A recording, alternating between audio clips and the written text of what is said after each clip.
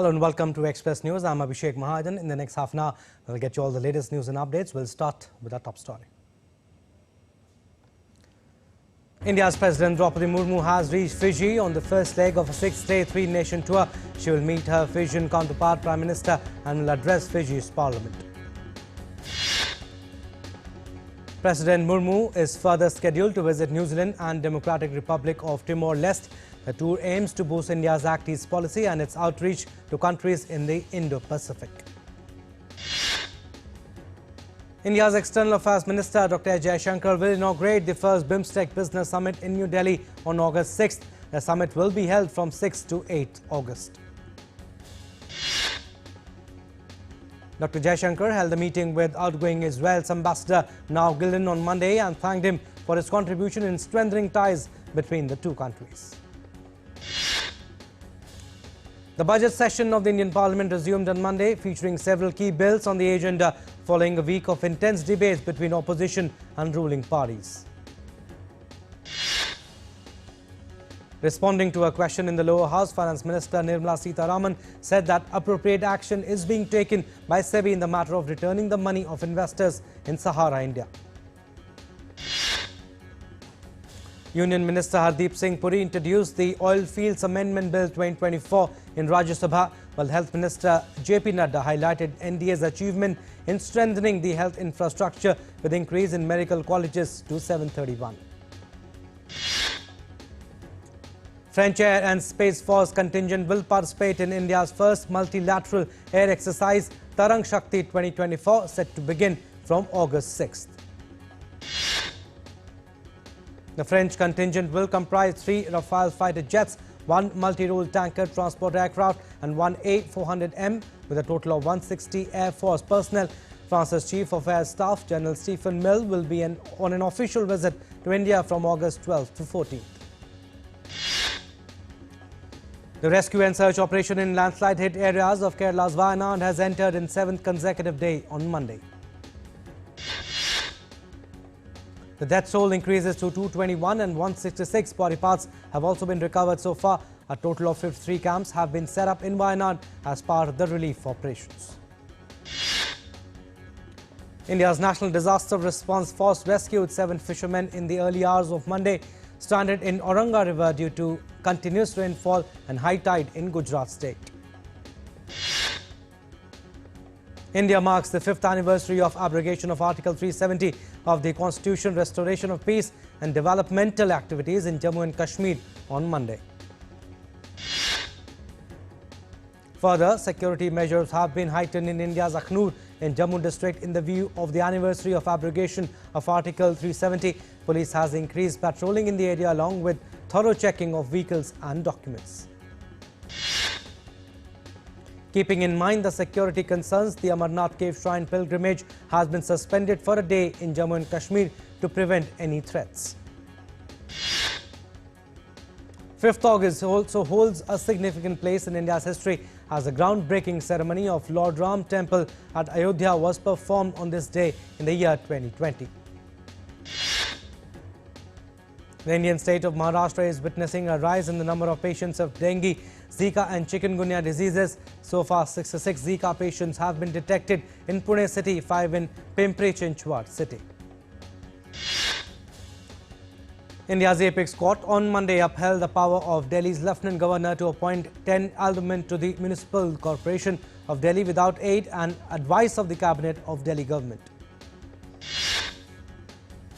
Meanwhile, Supreme Court takes suo motu cognizance of the issue related to the safety norms in coaching centres, expressing concerns over recent incidents in the coaching institutes that took lives of young aspirants. The anti-terrorist squad of Uttar Pradesh state is carrying out raids in connection with fake identity cards.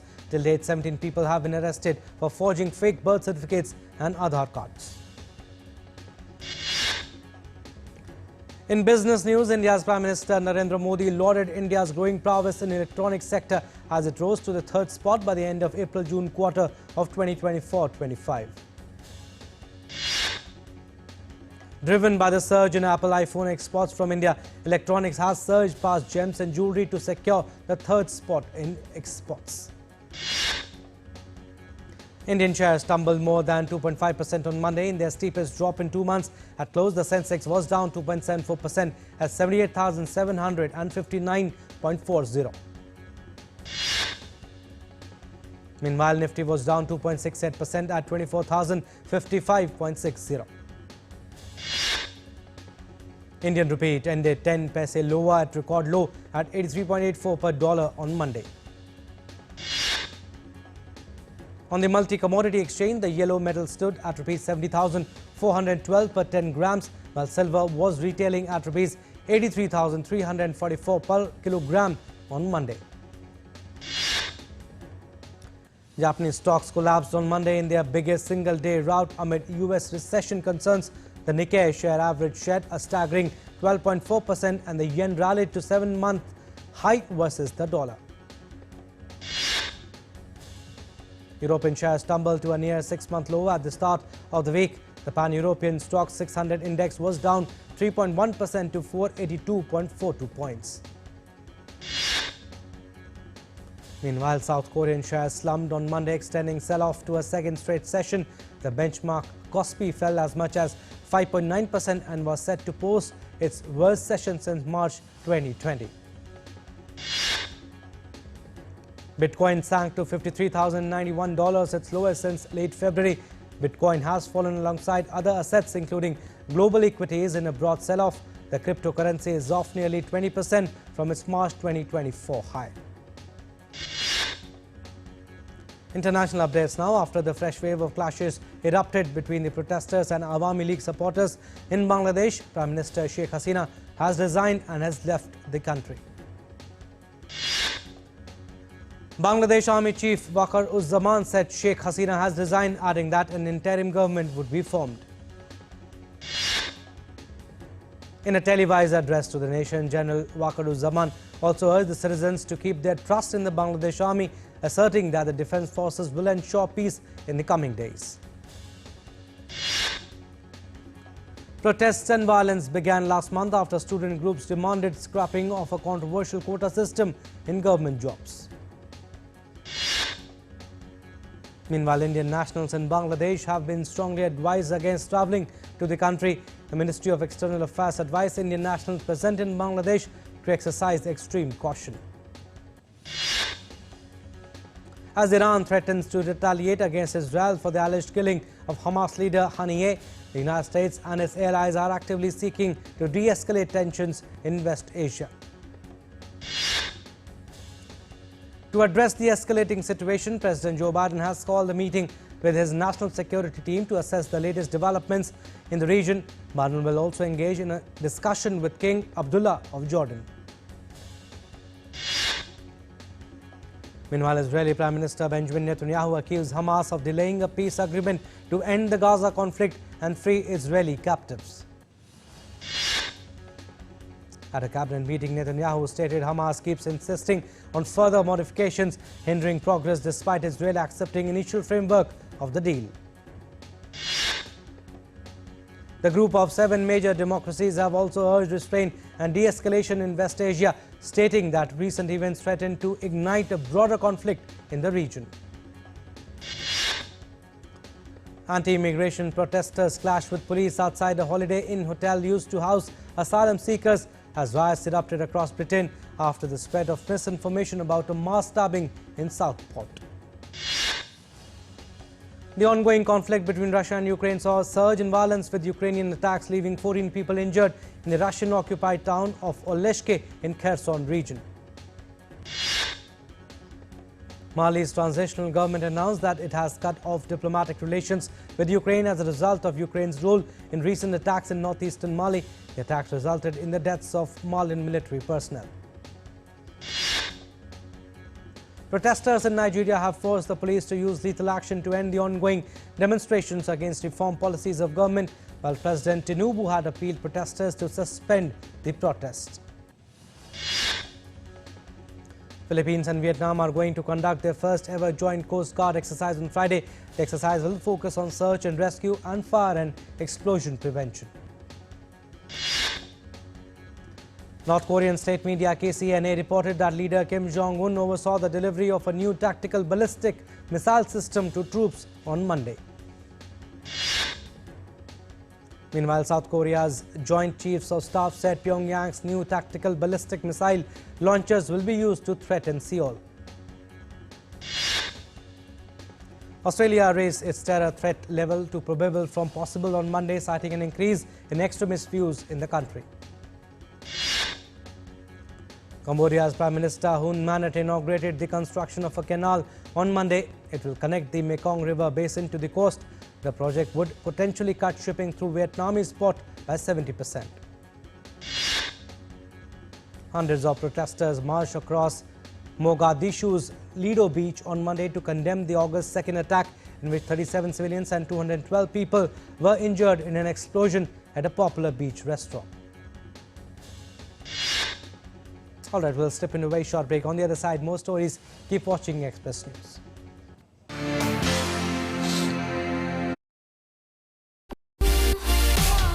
We have with us shooter Arjun Baputa. You ended fourth in this edition of Paris Games. What do you have to say about your performance? I just finished fourth and it is very close to the medal pace, but overall I try my best and I'm proud of it. I belong to a middle class family and it was very challenging for us to get all these expensive equipments and to maintain those expenses. I'm very thankful to TOPS for all this, and it played a big role in my success.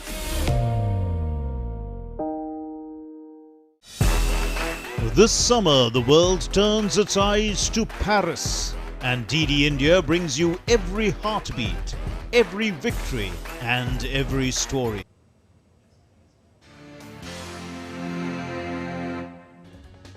Welcome back. You're watching Express News. Some more stories.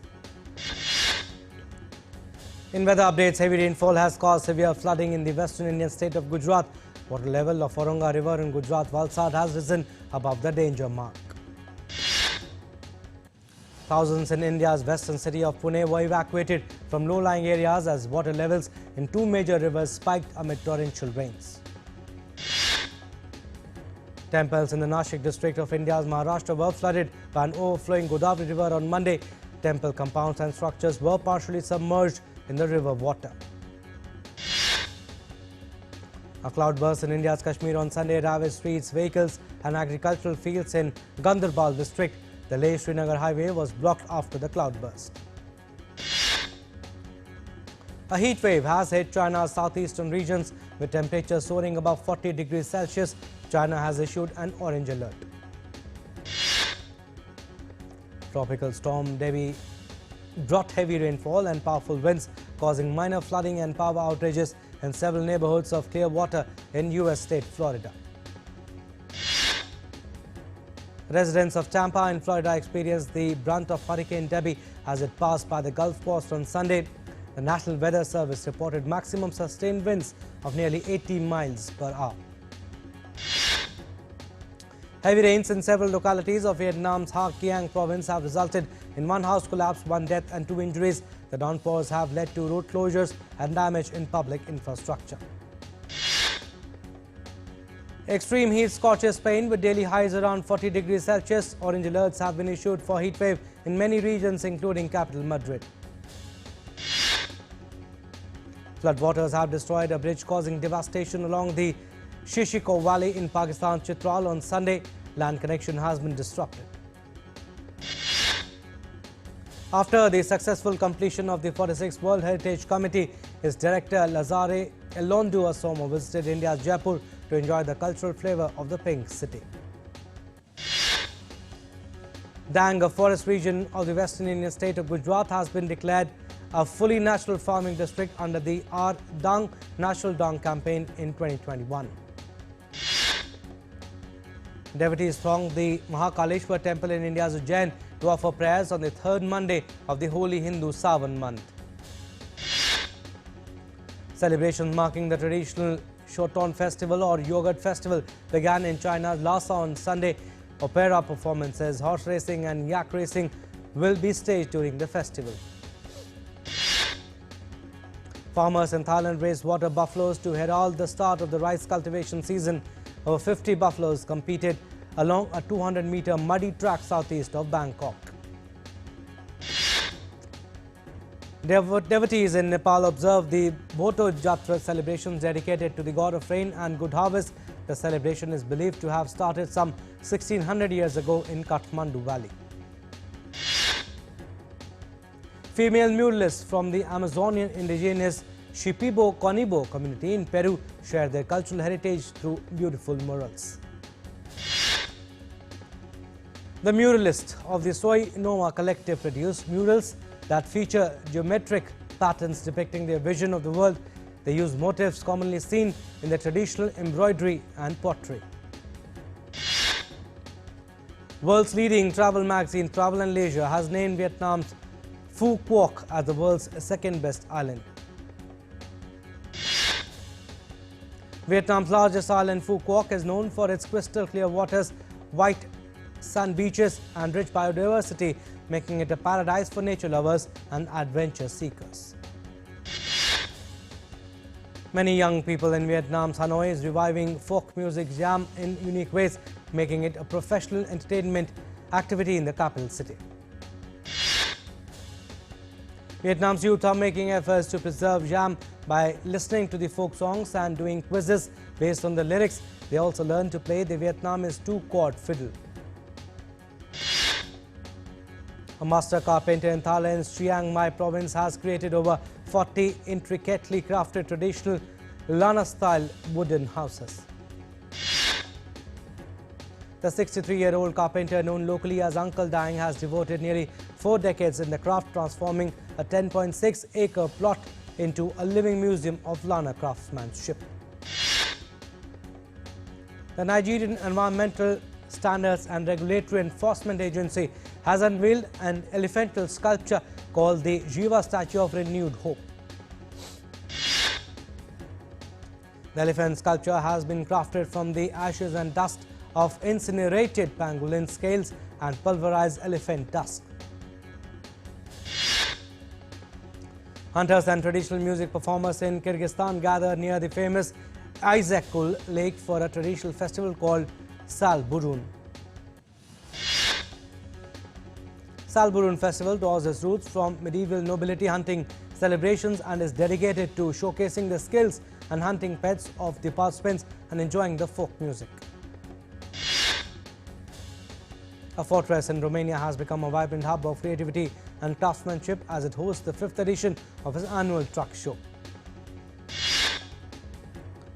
The truck show featured painted trucks with stunning designs and custom modified interiors. Creators showcased their artistry and engineering prowess. Iconic 1994 Bollywood film Hum Aapke Hain Kaun, starring Salman Khan and Madhuri Dixit, has clocked 30 years. Indian drama film Auron Mein Kahan Dum Tha, starring Ajay Devgan and Tabu, has collected over $800,000 on the opening weekend.